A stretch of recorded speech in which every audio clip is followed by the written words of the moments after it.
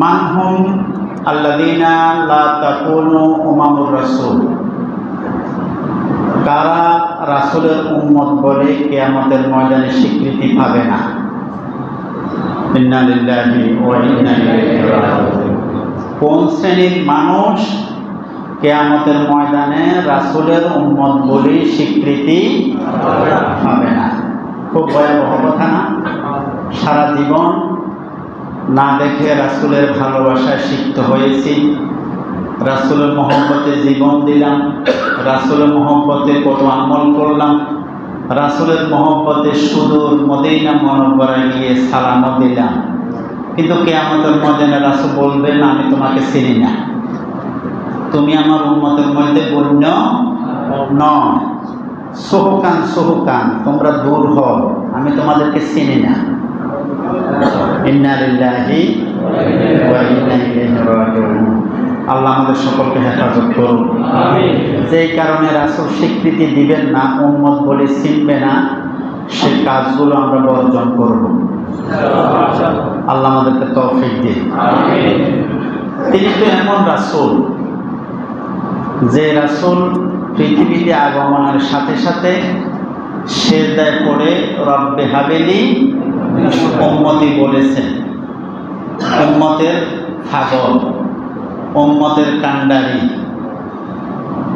যে নবী মেরাজে আল্লাহর সান্নিধ্যে যাওয়ার পর আল্লাহ পাক বললেন আমার জন্য কি এনেছেন? রাসূল বললেন আত-তাহিয়াতু লিল্লাহি ওয়াস সালাওয়াতু ওয়াত তাইয়্যিবাতু। এই সমস্ত হাদিয়া আমি আপনার জন্য নিয়ে এসেছি।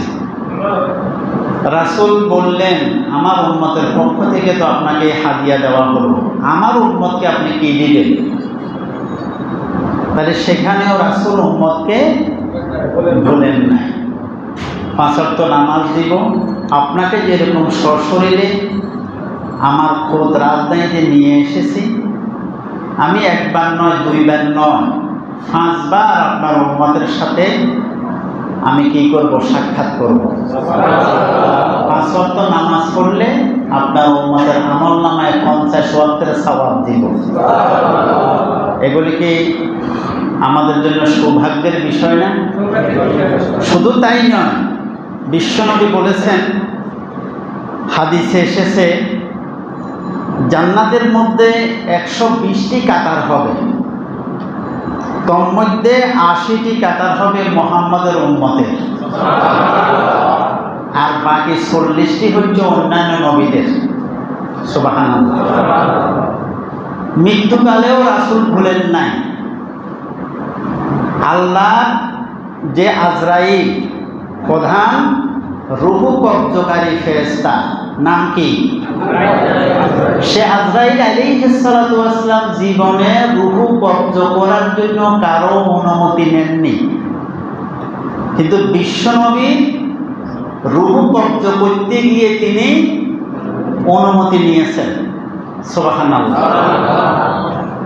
তো সেই মুহূর্তে রাসূল আকরাম সাল্লাল্লাহু আলাইহি ওয়াসাল্লাম উম্মতের সাথে আজরাইলের কি আচরণ হবে, আমাকে তো আপনি অনুমতি সাপেক্ষে রূহ কব্জ করবেন, এবং আমার মতো এত সহজ রূহ কব্জ আল্লাহর আকাশের নিচে জমিনের উপরে কারো আপনি করবেন না, কিন্তু আমার উম্মতের কি অবস্থা হবে? সেই মুহূর্তেও স্মরণ করেছেন কাকে? উম্মতকে। রাসূল আকরাম সাল্লাল্লাহু আলাইহি ওয়াসাল্লামের এই আবেদনের পরিপ্রেক্ষিতে আজরাইল আল্লাহর অনুমতি সাপেক্ষে বলেছেন, আপনার উম্মতের মধ্যে যারা নেককার হবে, মায়ের কোলে সন্তান দুধ খেতে খেতে যেভাবে ঘুমায় যায়, এইভাবে তাদের রূহ কব্জ করব, তাদের কষ্ট হবে না। তাহলে মৃত্যুকালেও উম্মতকে কি করেন নাই? বলেন নাই। হাসর ময়দানে সমস্ত নবী রাসূল, আত্মীয় স্বজন, বন্ধু বান্ধব সকলে ইয়া নফসি করে হাসর ময়দানে চিৎকার করবে, আর আমার আর আপনার নবী ইয়া উম্মতি বলে ডাকবে। সেখানেও রাসূল উম্মতকে কি করেন নাই, বলেন নাই। কিন্তু সে উম্মত বলছেন আমি কিয়ামতের ময়দানে 10 শ্রেণীর মানুষকে আমি উম্মত বলে স্বীকৃতি দিব না, আমি পরিচয় দিব না, আমি বলবো তোমাদেরকে চিনি না। খুব ভয়াবহ কথা না? অথচ আল্লাহ রাব্বুল আলামিন সূরা তাওবার শেষ অংশে বলেন লাকাদ জাআকুম রাসূলুম মিন আনফুসিকুম আজিজ, তোমাদের মধ্য থেকে এমন একজন রাসূল তোমাদের কাছে আগমন করেছেন, আজিজুন আলাইহি মা আনিতুম, যিনি তোমাদের উপরে কোনো দুঃখ, কোনো কষ্ট, কোনো দুঃখ, কোনো বিপদ মুসিবত আসলে তিনি পেরেশান হয়ে যান। উম্মতের দুঃখে তিনি কি হন? দুঃখী হন, পেরেশান হন। হারিসুন আলাইহি, এমনকি মা আনিতুম হারিস, হারিসুন আলাইকুম বিল মুমিনিনা রাউফুর রহিম, সমস্ত মানুষগুলো হেদায়েত প্রাপ্ত হয়ে মুমিনের কাতারে এসে যান। এই জন্য সারা জীবন রাসূল আল্লাহর কাছে কি করেছেন? আবেদন করেছেন। তাহলে উম্মতের দুঃখে তিনি দুঃখী হন, সমস্ত উম্মতেরা মুমিনের মধ্যে অন্তর্ভুক্ত হয়ে যান, এমন দরদি নবী, এমন দরদি নবী।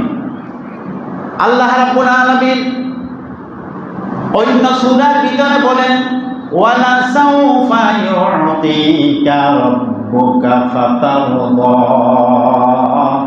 হাবিব আপনি এমন সম্মানিত আমার হাবিব, কিয়ামতের ময়দানে দুনিয়ার মানুষ যখন অসহায় হবে তখন আমি আপনাকে এমনভাবে পুরস্কৃত করব যে পুরস্কৃত হওয়ার কারণে আপনি খুশি হয়ে যাবেন। সুবহানাল্লাহ। এমনভাবে পুরস্কৃত করব যে পুরস্কার পেয়ে আপনি কি হয়ে যাবেন? খুশি হয়ে যাবেন। তাফসীরে জালালাইনের ভিতরে এই আয়াতের তাফসীরে এসেছে লা আরদা ওয়া ওয়াহিদাম মিন উম্মতি ফিন্নার। আল্লাহ যখন বলছেন এমনভাবে পুরস্কৃত করব আপনি পুরস্কার পেয়ে কি হবেন? খুশি হবেন।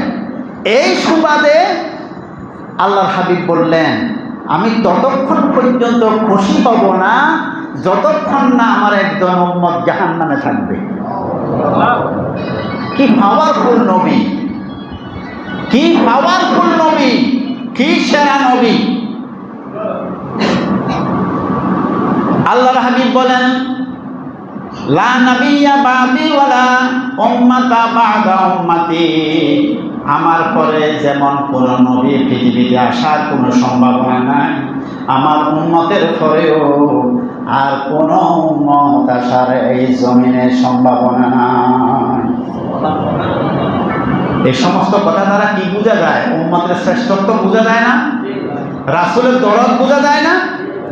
বিশ্বনবী আরো উম্মতকে বলেন ইন্নাল জান্নাতা হুররিমাত আলাল আম্বিয়া'i হাত্তা আদখুলাহা, জান্নাতের মধ্যে আমি যতক্ষণ পর্যন্ত প্রবেশ না করব ততক্ষণ সমস্ত নবীদের প্রবেশ করা হারাম করে দিয়েছেন কে? সর্বপ্রথম কে প্রবেশ করবে? বিশ্বনবী জনাব মুহাম্মদুর রাসূলুল্লাহ সাল্লাল্লাহু আলাইহি ওয়াসাল্লাম, তিনি সর্বপ্রথম জান্নাতে প্রবেশ করবেন। অন্যান্য নবীদের জন্য জান্নাতে প্রবেশ করা কি হারাম। ওয়া হুররিমাত আলাল উমামে হাত্তা তাদখুলাহা উম্মতি, এমনিভাবে সমস্ত নবীদের উম্মতের জন্য জান্নাতে প্রবেশ করা আমি হারাম করে দিয়েছি যতক্ষণ না আমি মুহাম্মদের উম্মত আল্লাহর জান্নাতে প্রবেশ না করবে। সুবহানাল্লাহ।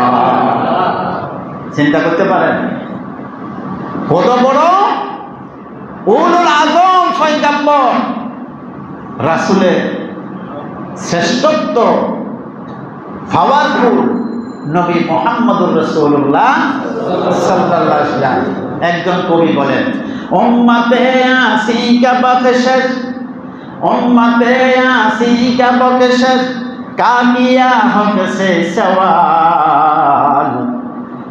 कहाँ कौनैन में से पैगम्बर का जवाब। আমার উম্মতেরে আপনি ক্ষমা না করার ওয়াদা না দিলে আমি আপনাকে ছাড়বো না। আল্লাহু আকবার। আমি আপনাকে কি ছাড়বো না। বিশ্বনবীর কি আবদার, কি আবদার! এমন এমন পয়গম্বর আরেকজন কি খুঁজে পাওয়া যাবে? এই জন্য তো আল্লাহ বলেছেন কুনতুম খায়রা উম্মাহ, তোমরা হলে পৃথিবীতে শ্রেষ্ঠ উম্মত। তোমরা হলে পৃথিবীতে কি শ্রেষ্ঠ উম্মত। আর এই শ্রেষ্ঠত্ব পেয়ে আমরা খুশি। কথা বলেন, খুশি। তবে রাসূলকে বলবেন আমি তোমাদেরকে চিনি না, তোমরা আমার থেকে দূর হও, তোমাদের কেন উম্মত বলে স্বীকৃতি দিব না। তখন অবস্থাটা কেমন হবে? কেমন হবে? আসুন আমরা এক একটা করে জেনে নিই আল্লাহ হাবিব কাকে উম্মত বলে স্বীকৃতি দিবেন না। এক নাম্বার, যারা রাসূলের সুন্নাতকে এড়িয়ে চলে। রাসূলের সুন্নাতকে কি এড়িয়ে চলে? অনেক সুন্নত আছে, কিছু কিছু সোজা সোজা যেগুলি এগুলি আমরা মানি। কদু খাওয়া সুন্নত আছে না আমাদের সমাজে? কোন শত্রু হয়? কদু খাওয়া কি সুন্নত? কারণ কদু তো সস্তা। গরুর গোস্তের কেজি কত? 900 টাকা। গরুর গোস্ত রাসূল খান নাই? কথা বলেন না তো। গরুর গোস্ত খাওয়া সুন্নত এই কথা কেউ বলে না।